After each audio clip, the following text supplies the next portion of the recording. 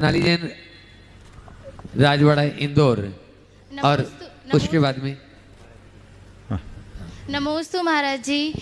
मनीषी, मेरा प्रश्न ये है कि अष्टमी, चतुर्दशी, अष्टानिका और पर्युषण ये सब अपने पर्व हैं, लेकिन आजकल की जो युवाएं हैं वो इन सबको नहीं मानते। अष्टमी क्या, चतुर्दशी क्या, रात में खा रहे हैं, मतलब सारे कंद भी खा रहे हैं। तो इससे हम सब मतलब हमें कैसे मतलब बताइए कि ये कितना महत्वपूर्ण है अष्टमी चतुर्दशी हमारे लिए। देखिए, बहुत अच्छा सवाल। अष्टमी और चतुर्दशी को जैन परंपरा के शाश्वत पर्व के रूप में जाना जाता है और अष्टमी और चतुर्दशी के दिन विशिष्ट संयम अनुष्ठान हमारे यहाँ किया जाता रहा। धार्मिक मान्यता है कि अष्टमी अष्टकर्म के नाश का और चतुर्दशी 14 गुणस्थानों से पार उतरने का प्रतीक है, लेकिन इसके पीछे एक वैज्ञानिक कारण। एक साधक कोई साधना के मार्ग पर चलता है तो उसे अपनी शक्ति और परिस्थिति के अनुसार संयम की आराधना करनी होती है। जैन धर्म तो मूलतः अहिंसा, संयम और तपमूलक धर्म है। अपने जीवन को ऊंचा उठाने के लिए हमें अहिंसा, संयम और तप का मार्ग अपनाना चाहिए।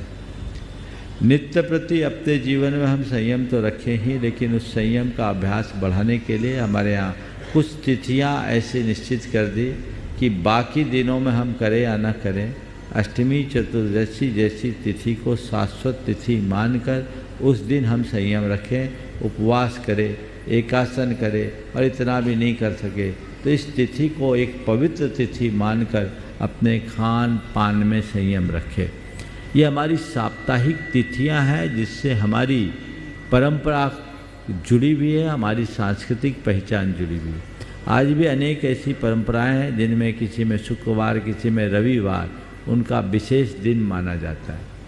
लेकिन जैन धर्म में अष्टमी और चतुर्दशी को जो विशेष तिथि के रूप में मान्य किया गया, इसके पीछे एक बड़ा वैज्ञानिक आधार देखने को मिला। मैंने एक शोध लेख पढ़ा था, उस लेख में एक बड़ी गहरी बात लिखी थी। वो शोध मुख्यतः अमेरिका में रहने वाले लोगों के ऊपर किया गया था। अमेरिका चूँकि एक शीत कटिबंधीय देश है और वहाँ सर्दी के शिकार लोग ज़्यादा होते हैं, तो वहाँ उसके ऊपर एक शोध किया गया और उस पर आधारित लेख मेरे पढ़ने में आया। उन्होंने लिखा कि जैसे धरती पर 2/3 जल भाग है और 1/3 ठोस भाग, वैसे ही हमारे शरीर में 2/3 जल तत्व और 1/3 ठोस तत्व रहता है।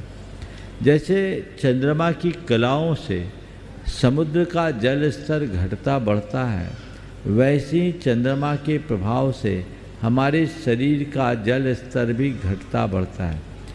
चंद्रमा हमारे मन को प्रभावित करता है और मन से हमारे शरीर के जल तत्व में वृद्धि हानि होती।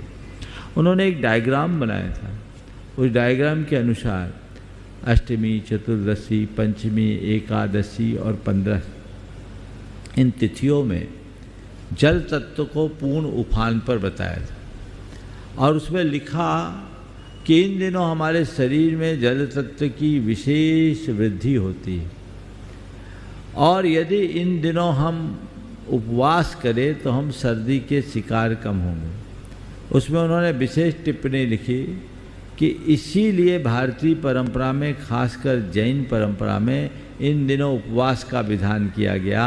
उपवास नहीं तो एकासन भी करे तो हरी न ले, ताकि शरीर में कम से कम जल तत्व आए और उससे हमारे शरीर का हरासमेंट कम से कमतर हो। समझ गए? तो इसको हम इस अर्थ में लेते हैं कि अन्य तिथियों में उपवास करने की अपेक्षा यदि अष्टमी और चतुर्दशी को हम चुनते हैं तो उससे हमें गर्मी कम बढ़ेगी, क्योंकि नैसर्गिक रूप से शरीर में पानी का उफान ज़्यादा है। तो ये हमारा एक अभ्यास है और ये अभ्यास सबको करते रहना चाहिए। इसी अभ्यास और सत्प्रयास से हम अपना पथ प्रशस्त कर सकें।